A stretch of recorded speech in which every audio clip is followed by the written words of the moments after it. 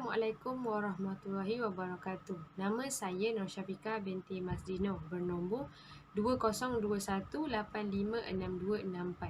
Saya akan membentangkan tajuk isu kesihatan mental rakyat Malaysia ketika COVID-19.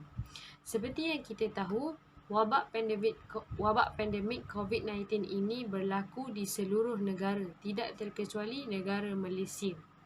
Hal ini menyebabkan kejatuhan ekonomi di mana sektor ekonomi terpaksa ditutup dan menyebabkan pengangguran yang sangat tinggi. Pengangguran yang sangat tinggi berlaku kerana banyak syarikat yang memberhentikan pekerja secara mendadak kerana tidak dapat membayar gaji pekerja. Ketua Pengarah Kesihatan Tan Sri Dr. Nur Hisham Abdullah berkata, faktor sosial boleh menyebabkan kemurungan kepada seseorang individu dan menyebabkan mereka membuat sesuatu di luar jangkaan.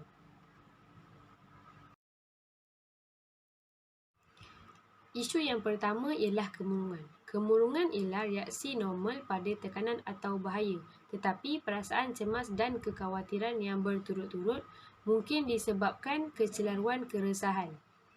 Kemurungan boleh menyebabkan seseorang individu berasa sedih yang terlampau sehingga menyebabkan mereka bertindak di luar jangkaan daripada individu normal.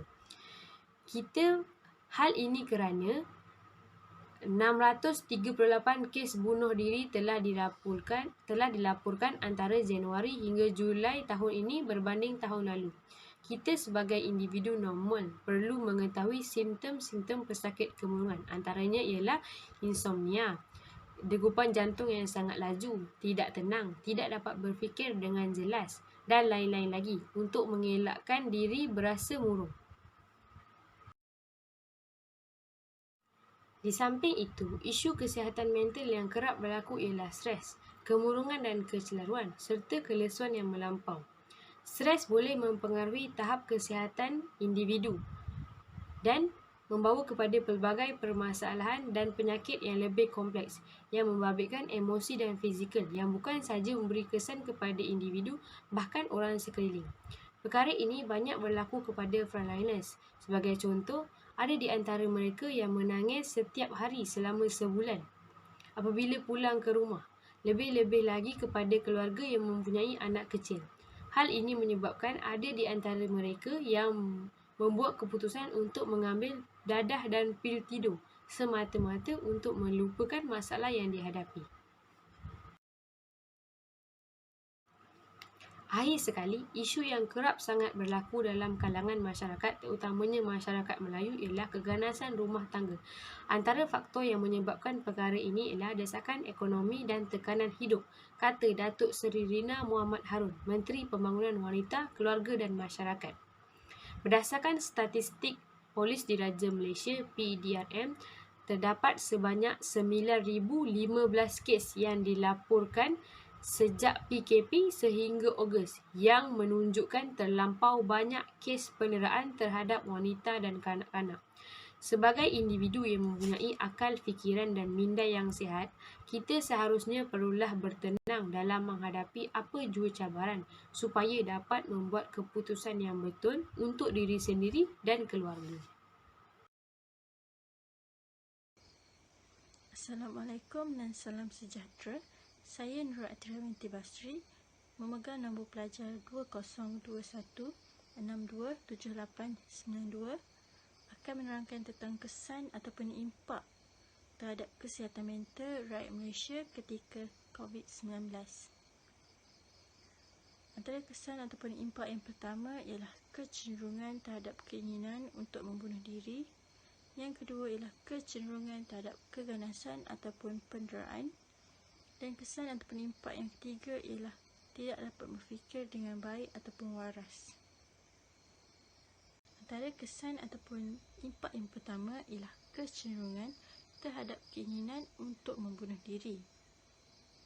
Sebagaimana yang dapat kita lihat, sejak COVID-19 melanda negara Malaysia, kes bunuh diri turut meningkat selari dengan peningkatan kes COVID-19. Hal ini akibat daripada masalah ekonomi yang telah melanda negara Malaysia. Sebagai contoh, segelintir rakyat terpaksa diberhentikan kerja akibat daripada masalah ataupun krisis ekonomi yang berlaku dalam sesebuah organisasi. Hal ini telah menyebabkan rata-rata rakyat Malaysia telah kehilangan punca pendapatan utama mereka. Hal ini memberikan impak yang amat mendalam kepada segelintir rakyat yang tidak mempunyai tabungan ataupun simpanan semasa kecemasan. Oleh itu, segelintir daripada mereka telah merasakan bahawa bunuh diri merupakan penyelesaian utama mereka untuk menyelesaikan masalah yang dihadapi oleh mereka. Hal ini dapat dilihat melalui kadar kematian akibat bunuh diri sejak COVID-19 melanda negara Malaysia. Kesan ataupun impak yang kedua ialah kecenderungan untuk melakukan keganasan ataupun penderaan. Kerana daripada krisis ekonomi akibat daripada COVID-19, kes keganasan ataupun penderaan turut meningkat. Sebagai contoh, penderaan dalam rumah tangga, pergaduhan di tempat umum dan juga kes vandalism. Hal ini telah berlaku akibat daripada tekanan perasaan yang dialami oleh segelintir rakyat Malaysia akibat daripada krisis ekonomi yang dihadapi oleh mereka. Namun begitu, penderaan lebih sering berlaku dalam kalangan ahli keluarga yang terdekat. Sebagai contoh, kes penderaan kerap terjadi kepada kanak-kanak akibat daripada ibu bapa ataupun penjaga yang mengalami krisis ekonomi mula merasakan bahawa anak-anak merupakan beban utama mereka. Oleh itu, seringkali anak-anak dijadikan tempat untuk melepaskan tekanan ataupun amarah mereka. Dapat disimpulkan bahawa manusia yang berada dalam masalah akan mudah tercenderung untuk melakukan keganasan bagi melepaskan tekanan yang dihadapi oleh mereka. Kesan ataupun impak yang terakhir ialah tidak dapat berfikir dengan baik atau waras. COVID-19 juga memberikan impak kepada cara berfikir seseorang individu. Sebagai contoh, seseorang individu cenderung untuk melakukan salah laku apabila mereka menemui jalan buntu. Hal ini berlaku akibat pada kesempitan hidup yang dihadapi oleh seseorang individu tersebut. Mereka akan melakukan segala macam cara untuk mendapatkan wang bagi meneruskan kehidupan mereka. Selain itu, masalah yang sering kali berlaku dalam kalangan pelajar ialah masalah dalam proses pembelajaran di atas talian. Segelintir daripada pelajar sukar untuk menumpukan 100% perhatian semasa pembelajaran di atas talian dijalankan. Hal ini kerana kelainan suasana pembelajaran di rumah dan di sekolah menyebabkan pemikiran mereka tidak berkembang dengan baik. Namun begitu, tidak semua pelajar yang menghadapi masalah ini. Terdapat juga segelintir pelajar yang dapat menumpukan 100% perhatian semasa pembelajaran di atas talian dijalankan. Kesimpulannya jelas menunjukkan bahawa COVID-19 memberikan kesan ataupun impak yang mendalam terhadap kesihatan mental rakyat Malaysia. Sekian daripada saya, terima kasih. Assalamualaikum dan salam sejahtera. Saya Sofia Nur Aini binti Johari dengan nombor kad matrik 2021-85-0032 akan membentangkan cara atau langkah mengatasi masalah kesihatan mental rakyat Malaysia ketika COVID-19. Antara langkah yang dicadangkan ialah mengekalkan gaya hidup sihat, menghadkan penggunaan media sosial dan mendapatkan khidmat kaunseling jika perlu. Keadaan pandemik yang berlaku memerlukan individu untuk duduk di rumah dan mengurangkan aktiviti sosial di luar. Oleh itu, setiap individu dinasihati untuk menjalani gaya hidup sihat, iaitu dengan menjaga corak tidur, mengamalkan pemakanan yang seimbang serta melakukan aktiviti senaman. Jangka masa bagi mendapatkan rehat atau tidur yang mencukupi adalah antara 8 hingga 10 jam sehari. Manakala pemakanan yang seimbang dapat memberi banyak manfaat kepada individu tersebut. Aktiviti senaman boleh dilakukan 3 hari seminggu.